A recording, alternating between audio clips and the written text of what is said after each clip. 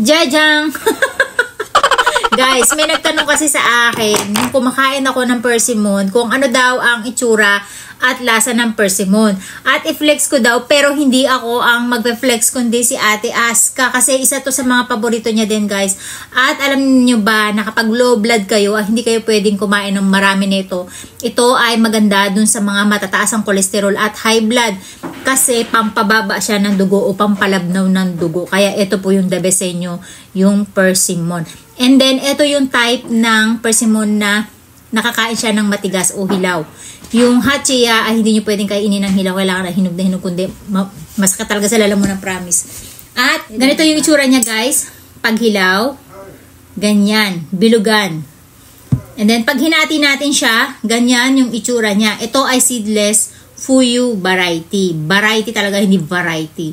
So, ayan, seedless siya, guys. Ganyan ang itsura niya. Pwede nyo kainin kasama yung balat, pwedeng hindi. At pag binalatan nyo siya, dapat ganyan ang itsura niya. Tatanggalin nyo yung tungkab. Tapos ganyan. Tapos pagkakainin nyo na siya ganyan, katulad ng kay Ate Aska. Kain na siya kanina pa, guys. Let's eat. Paliwanag mo sa kanila kung anong lasa nung kinakain mo na. Itadakimasu. Amay. Malutong, di ba?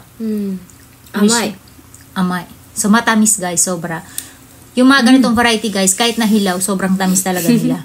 Yung hot chia variety, guys, pag hilaw, hindi sila masarap. Mapakla. Tapos, hindi pa sila ganun katamis. Uy, wala pa seconds yan.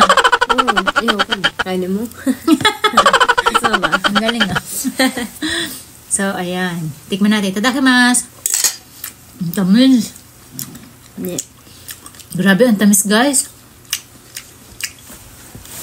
Ano daw kalasa niya? Ano kalasa niya? Amay na.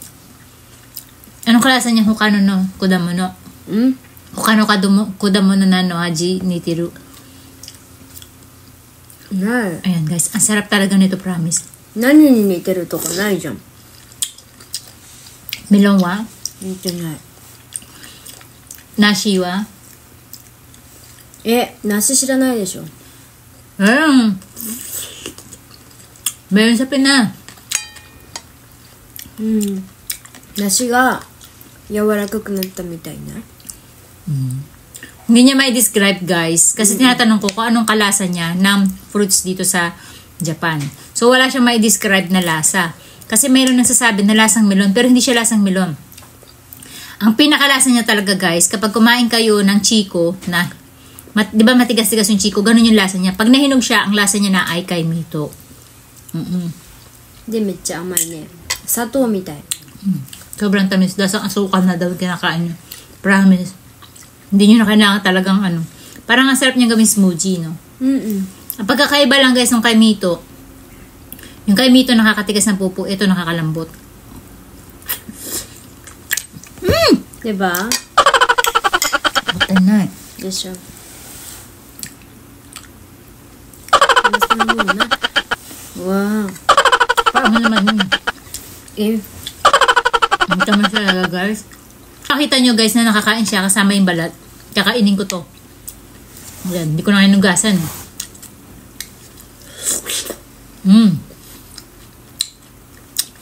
Yung balat niya, kahit kainin nyo, hindi mapakla. Hindi katulad ng hot chia, guys. Sobrang pakla. Loob at labas. Yung balat niya, para kayo kumain ng... Medyo matigas yung balat nito, ah. Kasi may variety nito, guys, na malambot yung balat niya. Yung tamatika, makuna. Pero amo ko na.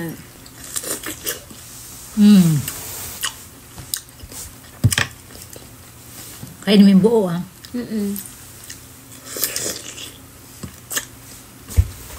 Pag season ng ganito, guys, dapat samantalahin yung bumili ng bumili. Kasi once a year lang talaga to. Kaya sa Pilipinas, kung mapapansin nyo, every December lang kasi pag taglamig na, doon lang sila nahihinog.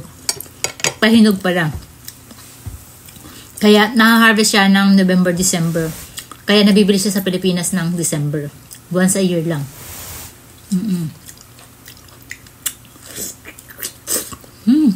Marami kasi akong favorite, guys. Japan? Kuda mo, no?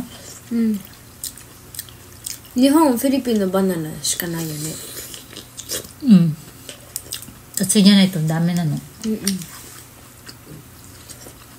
Gusto daw nila marinig Nihongo mo. Kaya pag nagkaraoke ka, mag-Nihongo ka na mag-Nihongo. Tagalog utayro? Di ba niya pa daw natry mag-kumanta ng Tagalog? Ego あんまりないちょっとだけ 例えばアリアナグランデ Nano? Daime? 覚えてないよそんなの長いじゃん Hmm? 覚えてない中学校の頃だよ 覚えてないよそんなの So, hindi siya may masyadong kumanta ng English tsaka ng Tagalog, guys. Wala siyang alam. Lalo na Tagalog. Paano pag may nagpadala sa'yo na ng 100 ng isang lapad na stars, kakanta ka ng Tagalog, si-challenge mo. Pag nagpadala sa'yo, kailangan kakantahin mo yun. Oo Makabandang huli, ako kumakanta. So, yun guys. All in all, anong lasa? 甘い砂糖みたい Napakasarap talaga ng persimmon. Yun nga lang, mag-iingat tayo may mga mabababa ang dugo katulad ng lola nyo. So, yun lang guys.